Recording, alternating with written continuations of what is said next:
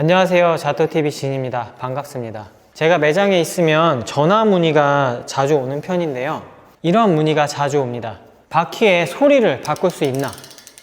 어떤 이야기인지 아시겠죠? 보통 이 소리를 라체스 소리라고 하는데요, 이 소리는 어떤 제조사에서 만들었는지에 따라서 소리가 다 다른데요, 어떤 건 정말 매미 울음소리 같이 나는 것도 있고, 어떤 건 굉장히 시끄럽게 따라라라 하는 그런 소리도 있고요, 뭐 막 귀가 따가울 정도로 시끄러운 그런 소리도 많거든요. 그런데 보통은 입문용 자전거나 기본 휠셋은 소리가 많이 안 커요. 보통 스텔스라고 하죠. 자전거 주행 중에는 본인의 귀에는 전혀 안 들리는 정도의 진짜 소리 안 나는 휠셋들도 많아요. 라이딩을 하다 보면 굉장히 시끄러운 휠셋들이 종종 지나갑니다. 내 옆을 지나가죠. 그래서 그런 걸 보고 바퀴의 뭐 일부 부품만 바꾸면 되지 않을까 라고 생각하시는 분들이 전화를 가끔 하세요. 소리를 바꿀 수 있냐? 그럴 때 제 대답은 네니오. 왜냐면 바꿀 수는 있습니다. 그러나 바꾸는 작업이 만만치가 않아요.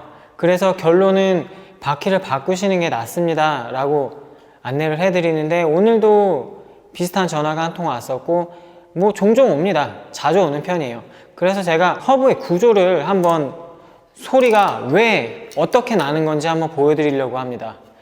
제가 지금 보여드릴 것은 스마트 로라에 달려있는 허브인데요, 이 허브는 일반 자전거 허브 구조와 동일해요. 그래서 제가 분리를 한 다음에 한번 보여드리도록 하겠습니다. 왜 소리가 나는지 한번 보여드릴게요.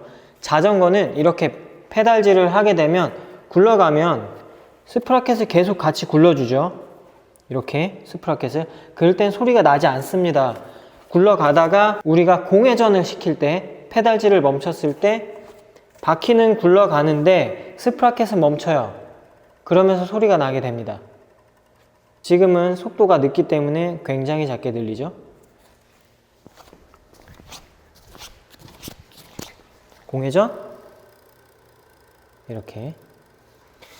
그러면 이 구조를 한번 보여드리도록 할게요. 자, 허브를 분리할 때는 뭐 굉장히 이렇게 쉽게 분리가 되는 제품들도 있고, 좀 어려운 과정을 통해서 분리가 되는 제품들이 있는데, 이거는 굉장히 쉽게 분리가 되는 편입니다. 소리를 내는 것은 이 두 가지 구조를 설명해 드릴 수가 있겠는데, 이 부분을 우리가 흔히 라체 소리를 내는 파울이라고 합니다. 파울. P-A-W-L. 그리고 이 파울이 튕겨지면서 부딪히는 소리를 내게 되는데요, 바로 바퀴의 안쪽에 있는 이 면들에서 소리가 나게 됩니다. 보통은 이 바디, 이거를 스프라켓이 연결되어 있는 부분을 프리바디라고 하고요, 그리고 조그맣게 튀어나와 있는 거 보통 뭐 메뚜기라고 하시는 분들도 계시고요, 파울이라고 부르는 건데요, 이 부분들이 스프링 장력이라든지 그리스가 조금 얼마나 발라져 있는지에 따라서 똑같은 제품이어도 소리의 크기가 달라집니다. 보통 그리스가 많이 빠져 있는 상태에서는 소리가 조금 더 시끄럽게 나는 편이에요. 같은 새 제품들이라도 그런 차이들 때문에 조금씩은 소리 차이가 납니다. 또 이 소리를 내는 프리바디의 구조라든지 크기, 이런 것들은 각 제조사별로, 그리고 휠의 모델별로 다 달라요.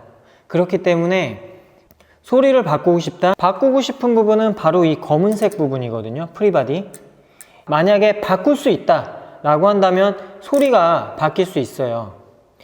허브에 따라서 이 안쪽의 모양이라든지 다 호환성이 다르기 때문에요, 바꾸기가 쉽지 않아요. 그래서 바퀴를 완전히 분리한 다음에 허브라고 불리는 이 부분, 여기서부터 여기까지, 이 부분이 통째로 바뀌어야 소리를 바꿀 수 있는데, 이게 실질적으로 허브의 가격도 있고, 그리고 허브를 바꾸게 되면 홀수도 맞아야 되죠. 이 플랜치 사이즈도 맞아야 되는데 그게 맞지를 않아요.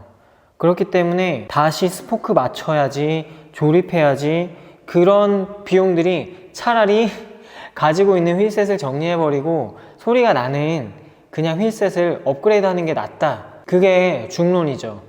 일부 휠셋들은 특히 DT 스위스 같은 것들, DT 스위스 중에서도 스타라쳇을 쓰는 조금 상급 허브가 들어간 제품들, 이런 제품들은 이 스타라쳇의 티수를 바꾸면 소리의 크기를 혹은 소리를 조금 다르게 낼 수 있어요. 물론 그것도 바꾸는 비용이 들어가요. 요만한 부품 2개 바꾸는데도 한 10만원씩 들어가고는 합니다. 순정 휠셋 상태에서는 특별히 소리가 크지 않다라고 한다면 소리를 키우지 않는 게 좋은 겁니다. 소리를 키우려면 순정 상태에서는 구리스를 빼내면 돼요. 구리스를 다 닦아내고 마른 상태로 조립을 해버리면 소리는 조금 커지는데 그게 휠셋에 좋겠습니까? 좋지 않죠. 이 라쳇은 구조상 역방향으로 튀어나오게 되거든요. 평상시에 앞으로 굴릴 때는 날개가 튀어나와 있는 상태, 그렇기 때문에 안에 허브를 걸어주면서 이런 식으로 보이시죠?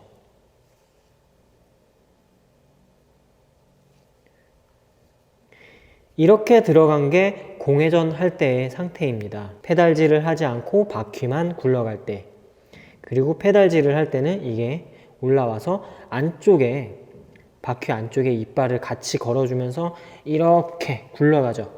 이런 식으로. 그래서 이런 복잡한 과정을 거치느니 휠을 바꾸는 게 낫다라고 생각을 하시는 게 정신건강상 여러분들에게도 좋습니다. 저는 할 수는 있어요. 할 수는 있는데 가성비가 전혀 좋지 않습니다. 그 소리를 조금 키우자고 이걸 바꾼다? 스포크 길이 안 맞으면 스포크 새로 사야 되고, 오래된 거면 니플도 다 교체해야 되고, 절대 추천하지 않습니다. 소리가 크다고 자전거 잘 나가지 않고요. 소리가 작다고 자전거 안 나가는 거 아닙니다. 소리가 만약에 작았는데 커졌다, 이거는 허브 정비를 받으셔야 되는 상황인 겁니다. 아마 안에 구리스나 윤활제들이 많이 빠져나간 상태일 거예요. 그렇기 때문에 소리로 바퀴의 상태를 유추해 볼 수 있고, 이 소리는 그저 소리일 뿐이라는 겁니다. 오늘 영상의 주제는 그겁니다. 소리는 그저 소리일 뿐. 우리가 자전거를 나가게 하는 데는 아무런 역할을 하지 않는다라는 것입니다. 오늘 영상은 여기에서 마치겠습니다. 안녕.